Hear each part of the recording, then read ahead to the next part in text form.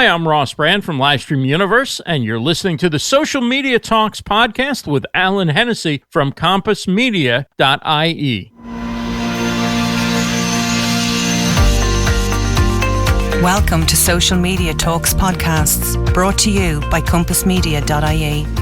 Hello and thank you for joining me. This is the Social Media Talks podcast, brought to you by compassmedia.ie, episode number 91.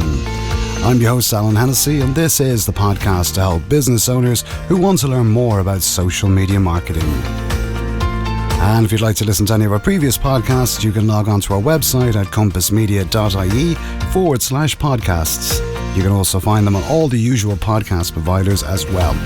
You can also join our Facebook group by logging on to facebook.com/groups/social media talks. And we're looking forward to today's show. Today I'm going to be joined by Ross Brand. And Ross is a New York-based live streamer who has served in many different capacities, such as the red carpet host for the Emmy award-winning Never Settle show, produced by Al Roker Entertainment. He's a brand ambassador for Wirecast and an on-camera host for multiple Facebook Live videos, LinkedIn Live developers and broadcast solutions, including StreamYard, BeLive and LiveU. Ross was selected as one of the top 5 video experts to follow on Stitcher Studio and the number 1 Twitter account for learning live streaming marketing. He is also voted in the top 25 video marketing influencers by Olitica, and he is the co-founder of the New York City Video Mastermind and co-host of a monthly New York City Video Creator Meetup. Ross's background includes a master's degree in human resources from New York University and 12 years of on-air experience in radio, including covering professional and major league sports as an anchor, a reporter and show host. He is also featured in Psychology Today for developing an approach to social media branding that is well suited for the introvert, and quoted in Forbes on how nonprofits can benefit from podcasting. Ross is also a lecturer on social media and live video topics in New York University. And today we're going to be talking to Ross all about live streaming and StreamYard as well. So looking forward to this conversation. So without further ado, I think we will transition straight over to the interview with Ross. Hi Ross, how are you? Thanks for joining us today on the Social Media Talks podcast. It's a pleasure to have your company. I've been seeing you online for so long and I says, we have to get this guy on. So we now have you here in the hot seat. How are you getting on today? I'm doing well under the circumstances. I can't complain. I'm fortunately in good health, and my family's doing okay. Hope you're doing well and your audience is. This is certainly a strange time, unlike anything I remember going through in my lifetime, and probably nothing like you've gone through either. No, I think it's a first for everyone, but it's as you say, it is quite a strange time. And of course, today we're going to be talking all about live streaming, and I suppose it's become so popular and no much more so now than ever before. But I suppose before we get stuck into that, maybe you might give us a little bit of a brief background on yourself before we get stuck into our chosen topic today. Sure, Ellen, I started out with my broadcasting endeavors, so to speak, working in radio, and I did that for 12 years, and I had a good run, and I did sportscasting, and I worked in a variety of different markets, and really enjoyed it, but was ready to move on and do something else, and probably about 6-7 years later, I stumbled into an online platform called Blab and thought I arrived in talk radio heaven, except with these webcams, which I had no real experience of using. And my thing was I was just going to sort of be like the media covering what was going on with live streaming and highlighting what other people were doing. I was fascinated because radio it's news talk, it's politics, it's sports, it's weather, it's traffic, it's music. And this was people talking about business and marketing and coaching and how to make money online and all these different subjects. And I thought it was fascinating, and I thought the people were pretty good at it, given most of them had no real training or broadcast background. And I just wanted to highlight what they were doing. I wanted to enjoy the content and thought that this was something that could take off. And after about a month or so of watching and maybe being a guest or a call-in a couple times on shows, I decided to start my own show. And so that was sort of the end of my run as the media for live streaming. And now I became a full-fledged participant. That was back in the fall of 2015. And so I fell in love with broadcasting again. I saw a lot of similarities between live radio and live streaming, even though video's an element. In a lot of ways, it's very similar. Just like live radio, you have people coming in and out of your audience, getting in and out of their car, tuning in, tuning out. Same kind of thing with live streaming. People drop into your live show. They watch for a little while. They pop out, different audience arrives over time. You need to keep promoting, you need to keep recapping, resetting. I just found it a really interesting medium. And I like I say, I totally fell in love with broadcasting again.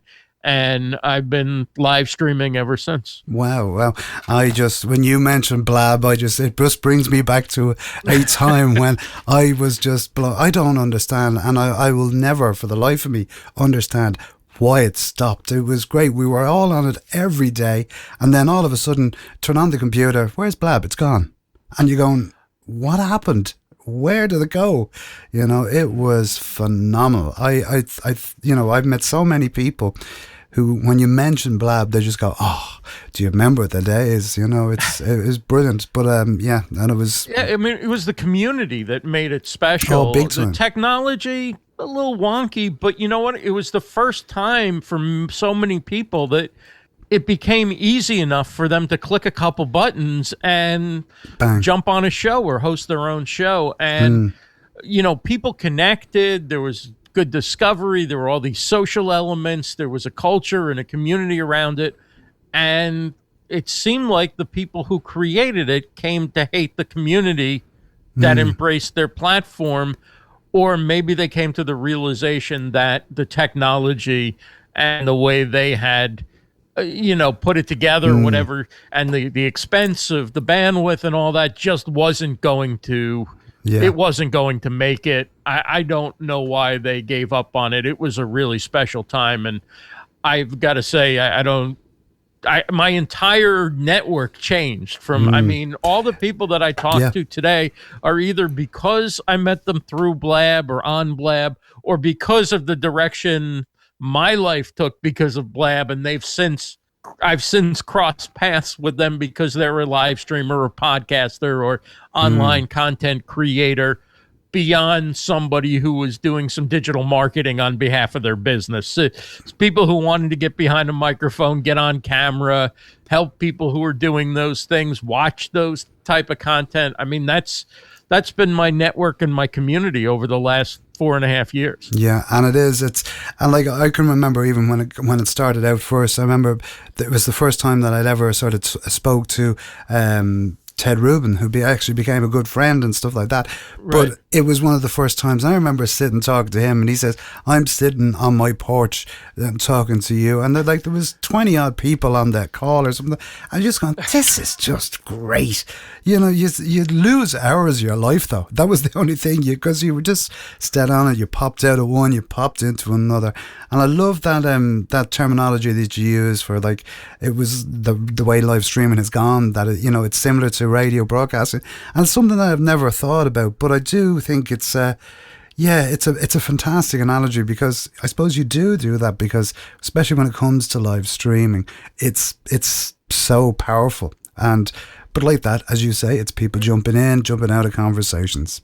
And like the radio, you listen to something for a while, and then you pop you change the station and you find something else. Same thing with Blab. You'd pop into one live stream. You'd be interested in the topic. Maybe you'd communicate in the chat. You'd say hello. I mean, the chat was the thing that changed it from traditional broadcasting. Is there's this ongoing conversation amongst the people who are watching and in communication with the people who are hosting. So you get that real-time feedback. It's like doing a show in front of a live audience in the old way of thinking, except that this audience is communicating to you. They're not sitting passively on their hands. They're communicating to you. They're asking questions. They may come up with some story about your guest or some issue about the topic that you're discussing that they know better than you as the host, or maybe even than your guest does. And you can integrate that into the conversation. You can ask a question that was one maybe you wouldn't have thought of, or just for the sake of engagement and making your audience feel a part of the show and the conversation. You may have thought of the question, but somebody asked it in the chat, and you go pick it out of the chat and give them credit and bring it in. But it was a wonderful, wonderful way to get back into broadcasting, totally different from the environment of a radio station or that type of environment, and being able to do things sort of on your own terms, to have the technology to do this from home.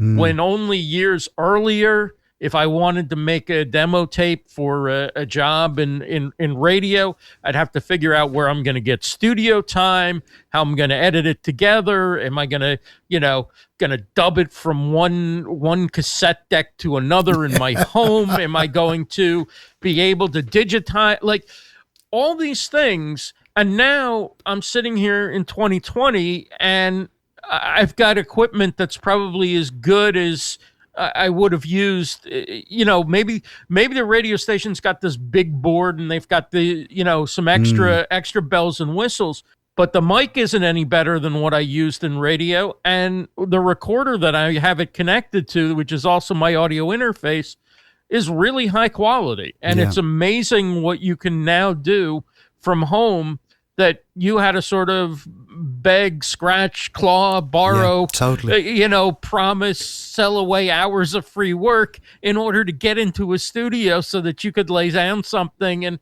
have a chance at getting a job. And now, you can do your own show here and you can monetize it if you want to from home, if you're able to build an audience. But if you want to go work for somebody else, if you want to, go apply for a job in traditional broadcasting or work for a brand doing live streaming or podcasting, you can create everything to show them what you're capable of doing in your own home office, on your own computer, with your own microphone and your own recorder. It's a whole new world, and it's wonderful. It is. It's really opened up the doors to this for everybody instead of a few select people who are able to slide past the gatekeepers. Yeah, and I think that's so true. It's only actually when you're talking about that there, I only had a conversation with a guy this afternoon who was saying, like, I host a radio show as well, but like that, he was saying, I really love the quality of your program and stuff like that.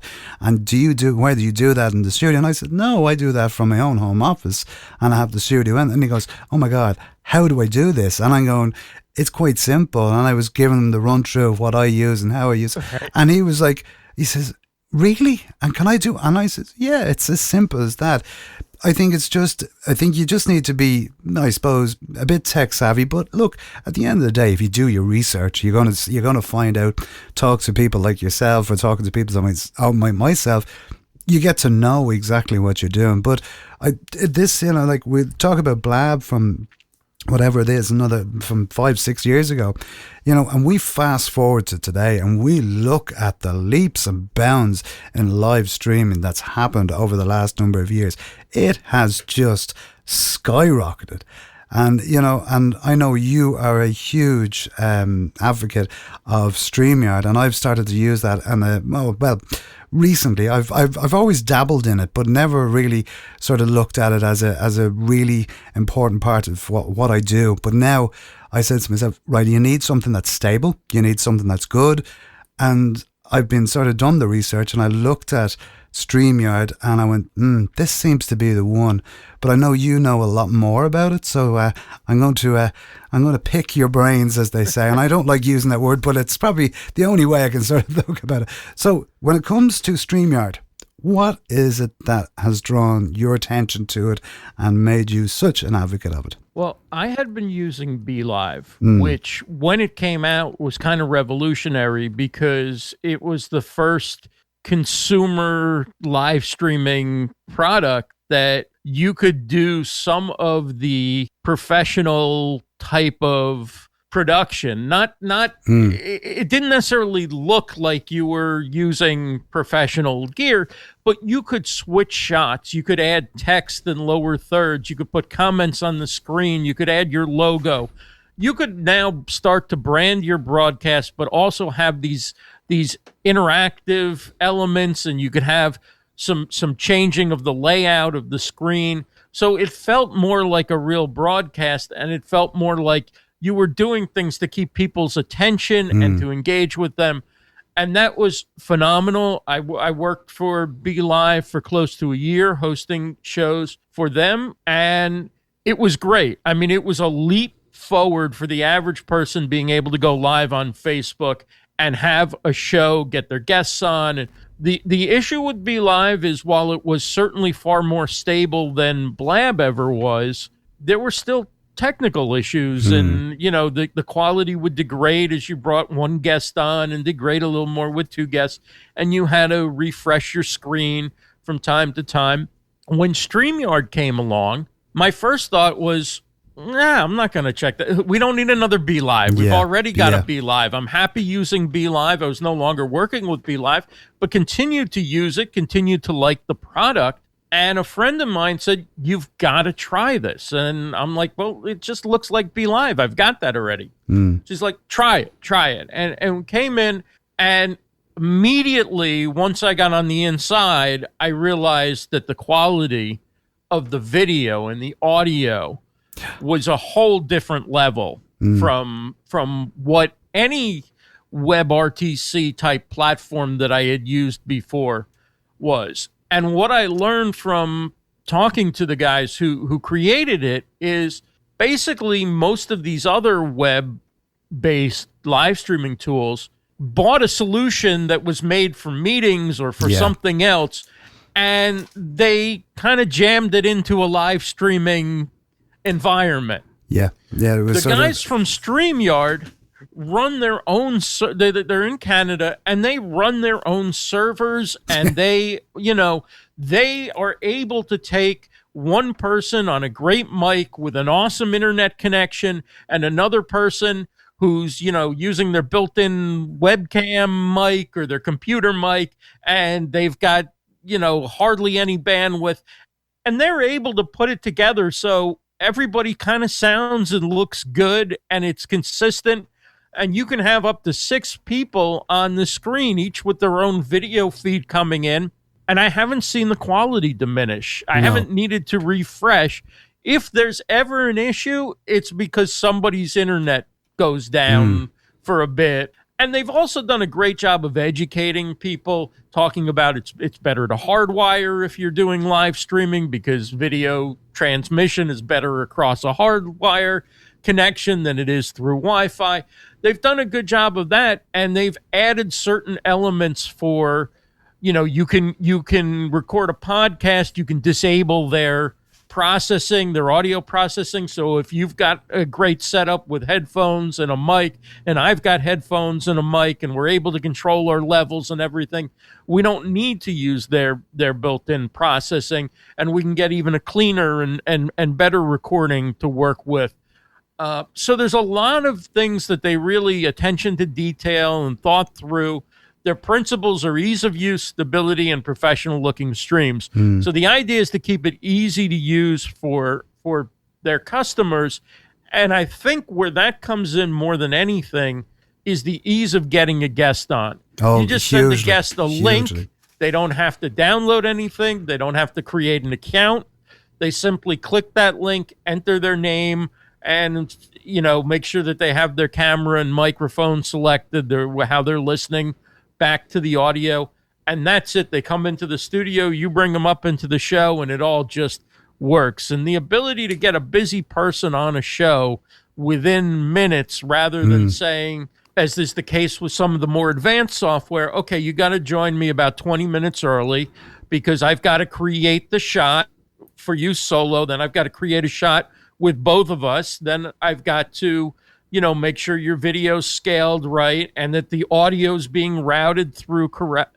I mean, it's exhausting, right? Yeah, there's too much that goes through it, yeah. Hey, you know, I got to get back to work. What are we doing here? And the quality doesn't really matter for a talking head kind of thing. Now, there are certain type of things, if you're going live on behalf of a business and they had a big budget and they said, we want to brand this and we don't want it to look like even close to anybody else's broadcast, and we want to have these kind of transitions, and then you would look at something like a Wirecast or an OBS or a hardware switcher. But for what most people are doing, including celebrities, including rock star musicians, including even news talk shows that are on, you know, big markets around the country, StreamYard's plenty good for what they're doing.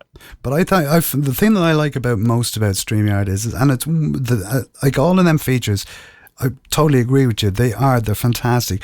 But the thing that really is and it's and I've noticed it, especially from, I suppose, doing the podcast as well, is when you ask a guest to come on, you know, you want to make it as simple as possible for them just to say, okay, because if they're not tech savvy, you know what I mean, they're going to say, oh, well, where do I go? I have to download this, or I have to.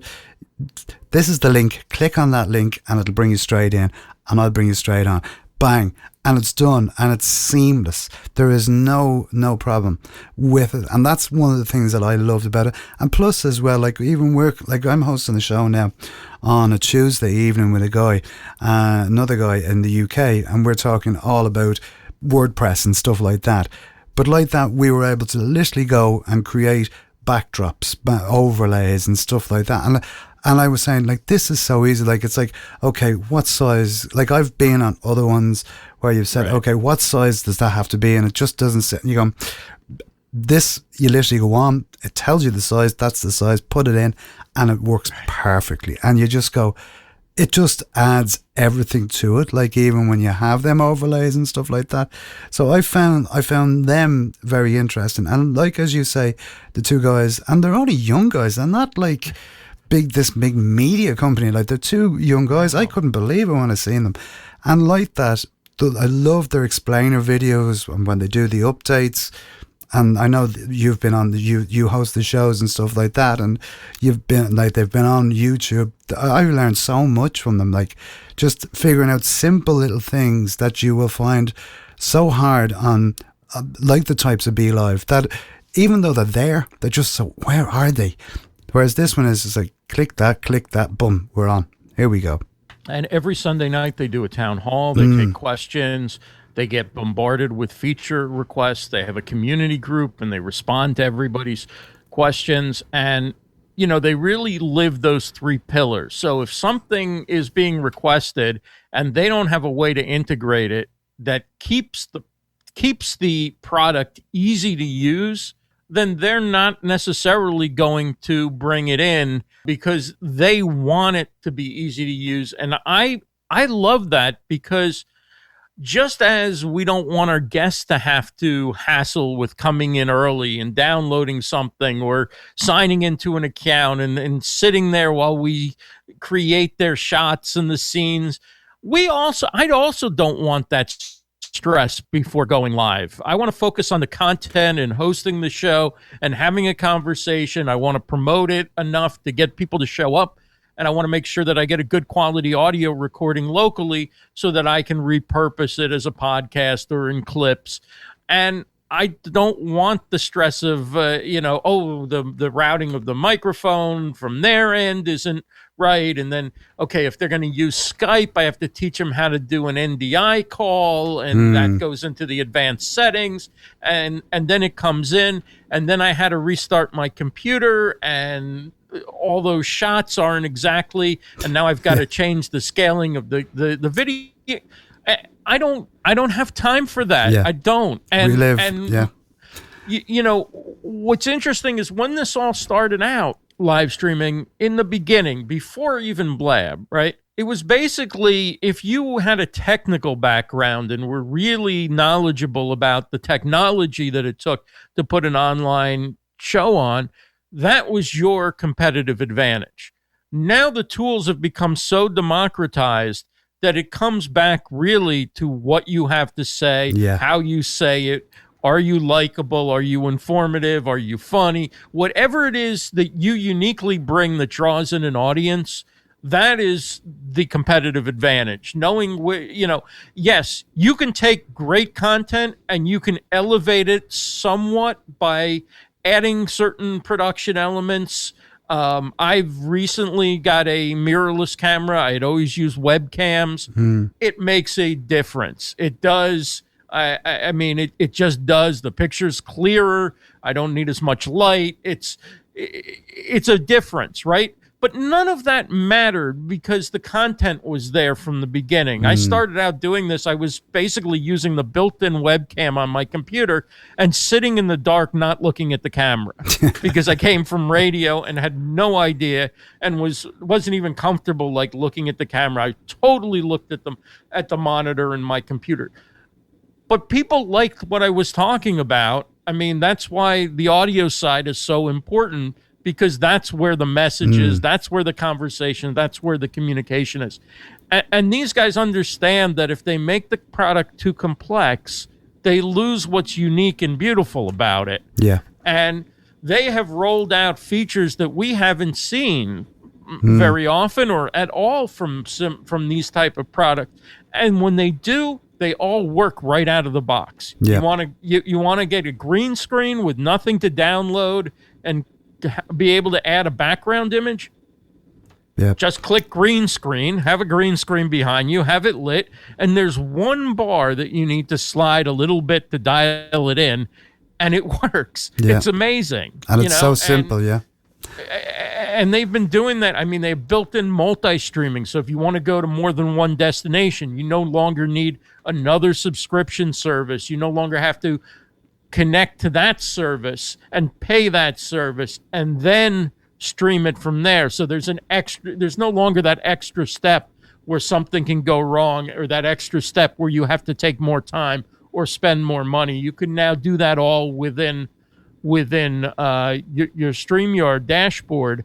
It's like I say, I'm floored by how good it is. Yeah, and I think the other thing about that is, and as you say, it's the content, because we no longer, like as you say, there's been such advances in live streaming that you know what I mean. It's just phenomenal what you can do, and I think it goes back to the scenario of where you're only as good as what your content is.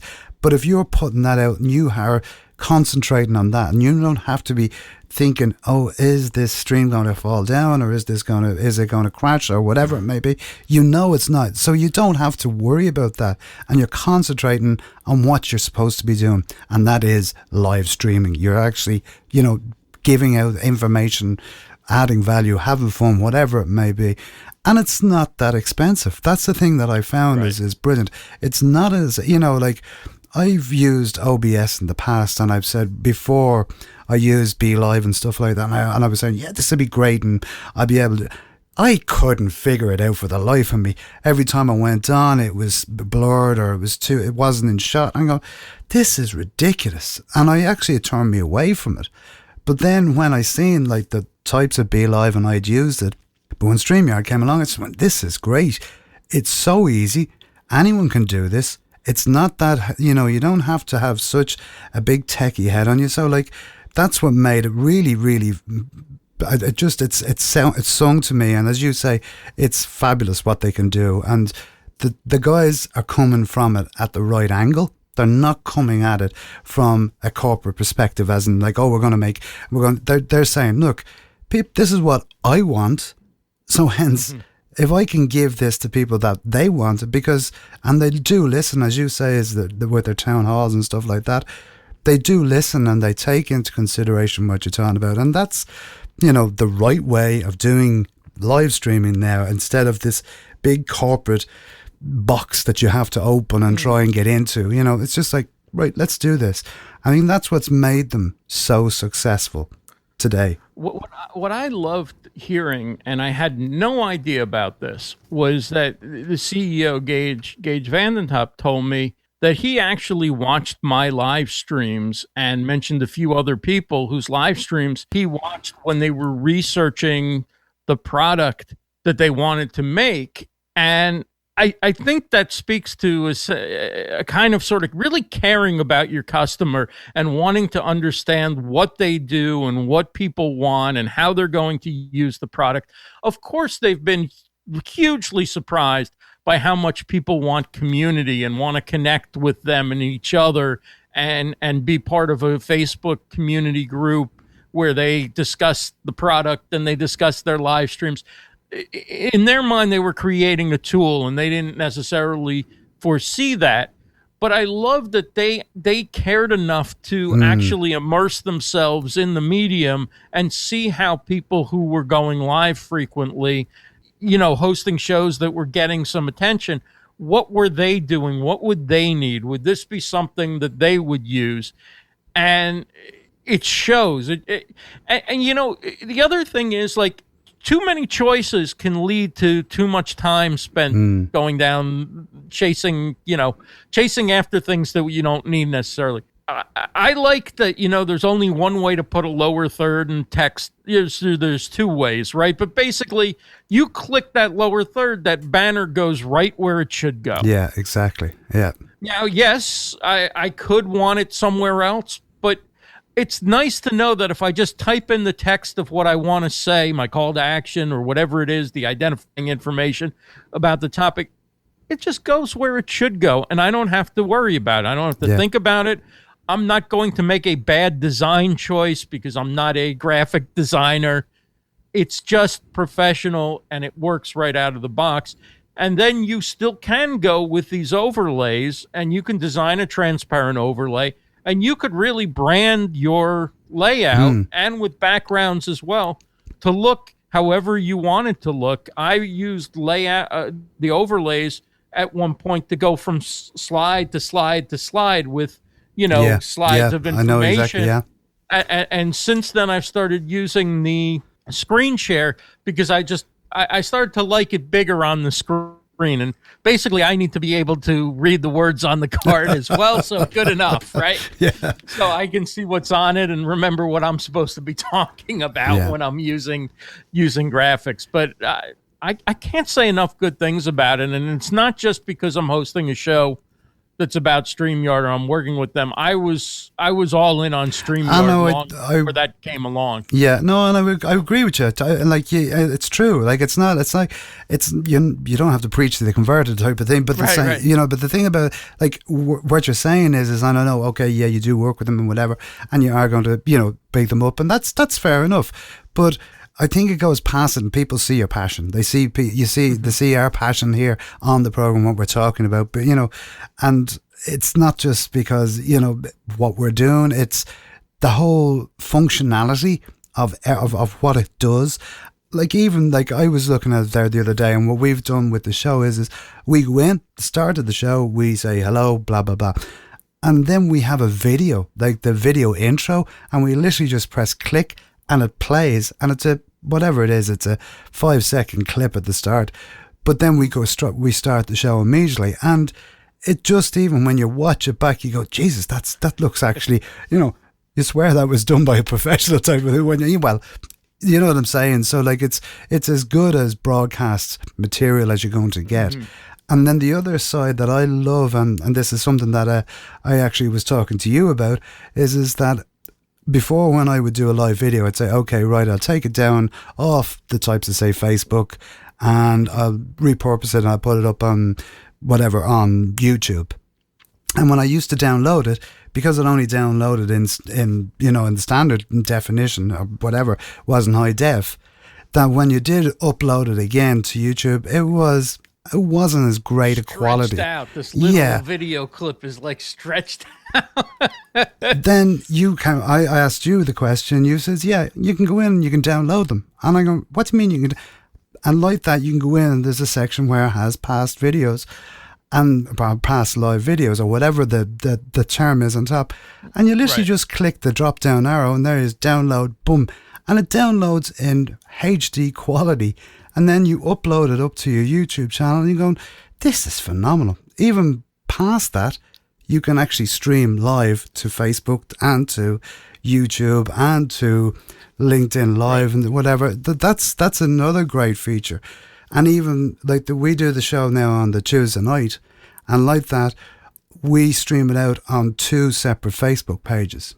And it works perfectly because we have 2 different audiences. And plus the comments are all coming into the one area of StreamYard, which is brilliant as well.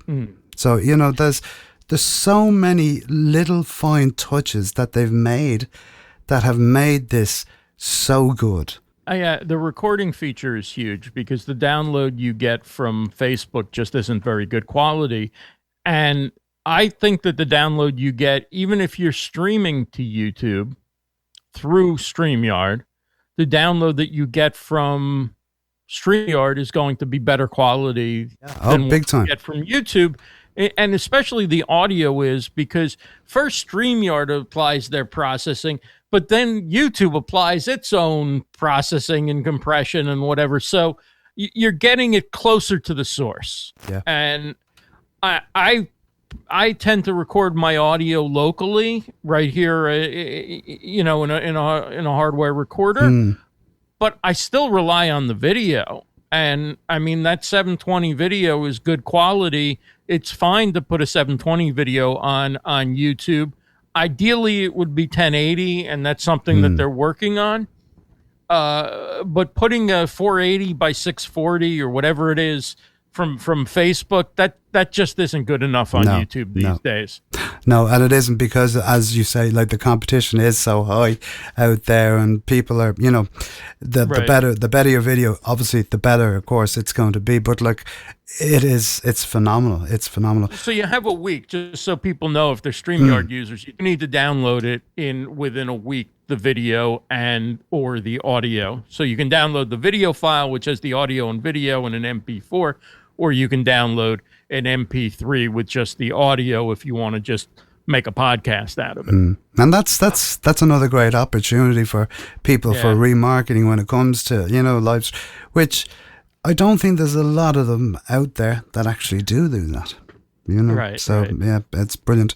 It's absolutely amazing. So, tips for StreamYard, what would they be from you, the master?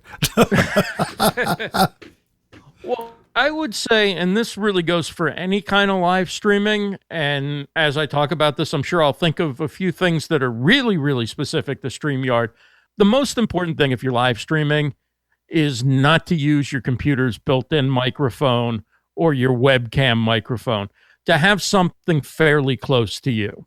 And that means at least use the iPod, iPhone, Android earbuds. If nothing else, plug in the earbuds and talk into that little microphone that comes with it, and don't jingle it on around in your jewelry or on your shirt.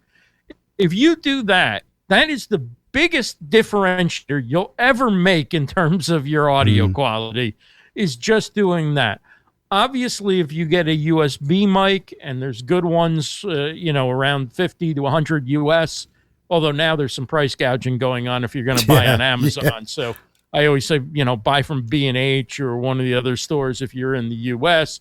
In Ireland, there may be other places locally that you would want to order from. But I would say, like the Samson Q2U or ATR makes a 2005 microphone. Both of those are dynamic microphones. They'll reject noise, so they won't pick up your fan. And for entry-level microphones, they sound pretty darn good. They plug in USB, and they also come with XLR cable, so if you eventually upgrade to a soundboard, you can plug into your mixer audio interface. If you do that, your audio now, and you wear headphones or earbuds, now your audio is about as good as you need it to be. Of course, you can go up further, but let your content grow to where you feel like, okay, now I want to elevate my kit to meet my content. Don't go out and get like, I'm going to get the best mic and the best audio interface and the best camera, and then your first broadcast is like everybody's first broadcast. It's not that great, and you're sitting there going, I just wasted $2,000 on all this equipment, exactly, and I'm not even that good. So now you're really feeling bad about yourself, whereas if you didn't spend any money in the beginning, or you spent minimal amount and weren't that good, then you just go, okay, tomorrow will be better, and tomorrow will be better. But you're not trying to meet some standard that you set before you're ready. So that's my advice. The audio is the most important thing.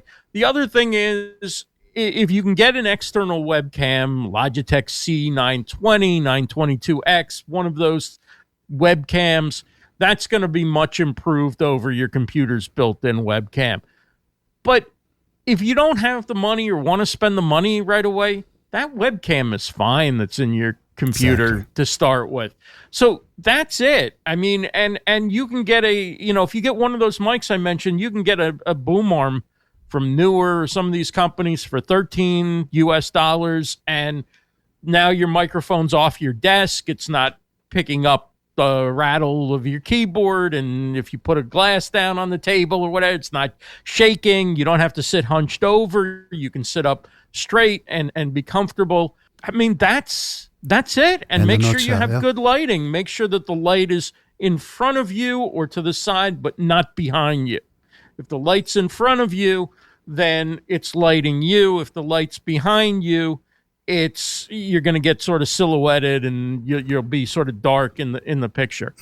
Those are the basics. And if you do those things and you use a platform like StreamYard, it's hard not to look or sound good. And now it's about the content.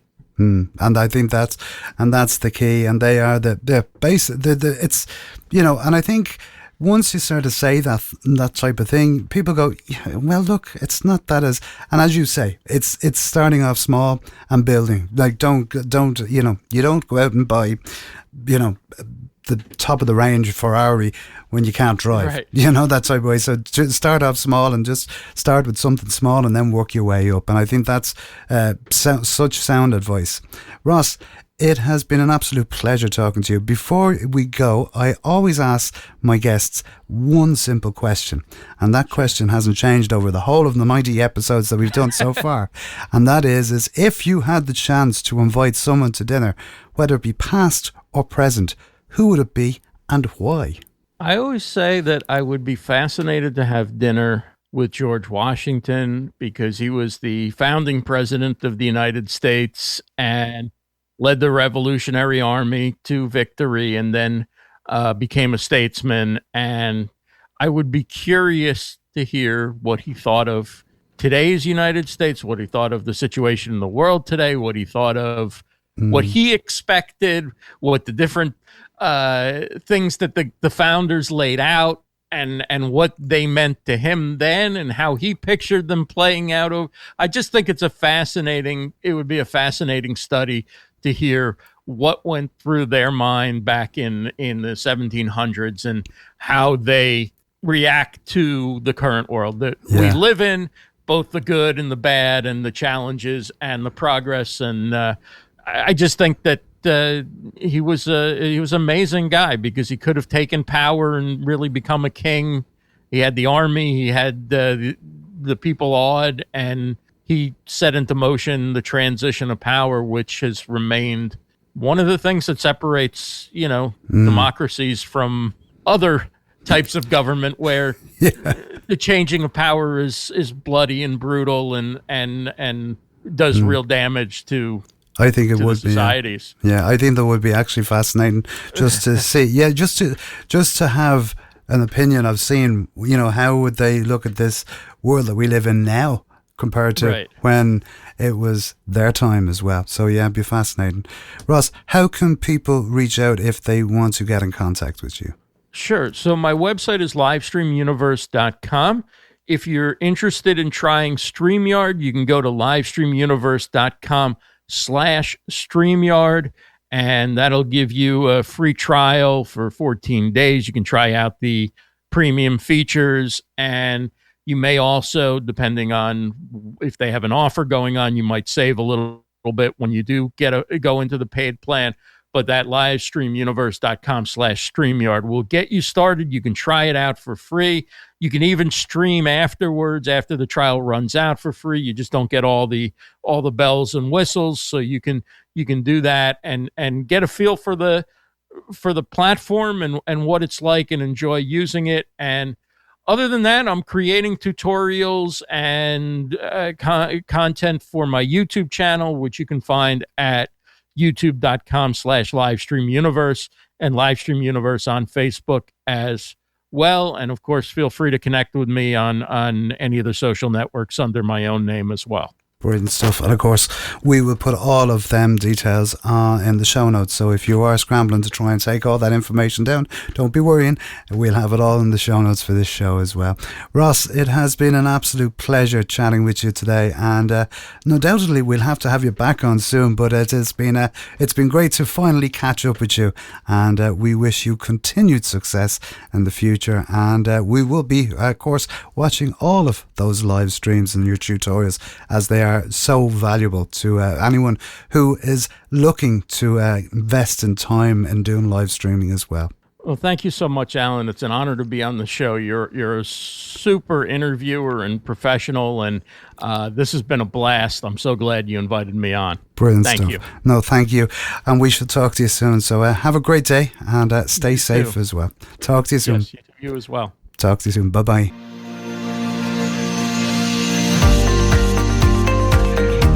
Hey, thanks for joining us today on the Social Media Talks podcast, and hopefully you learned some great information and also insights from our guests today. And if you'd like to listen to any of our previous podcasts, you can log on to our website at compassmedia.ie/podcasts. And all of our podcasts are available on all the usual podcast providers. And we would be delighted if you would leave us a rating and review on Apple Podcasts, as we're always thrilled to receive your feedback on any of the programs. You can also subscribe to the podcast there so you never miss an episode as well. And if you'd like the show notes for this episode or for any of the previous episodes, please log on to our website at compassmedia.ie/show notes. And if you'd like to be a guest on the podcast, please do get in contact with us. All you have to do is email us at smtalks@compassmedia.ie. And if you'd like to find out more about the services that Compass Media provide, from social media marketing and training to podcast services, please visit our website for more details. You can also reach out and connect with me across all of the social networks, including Facebook, Twitter, LinkedIn, Instagram, and I will personally answer every one of your requests. That's about all for today. I've been Alan Hennessy from Compass Media for the Social Media Talks podcast, and we look forward to talking to you next week. And as I always say, be social. So until next week at the same time, bye-bye.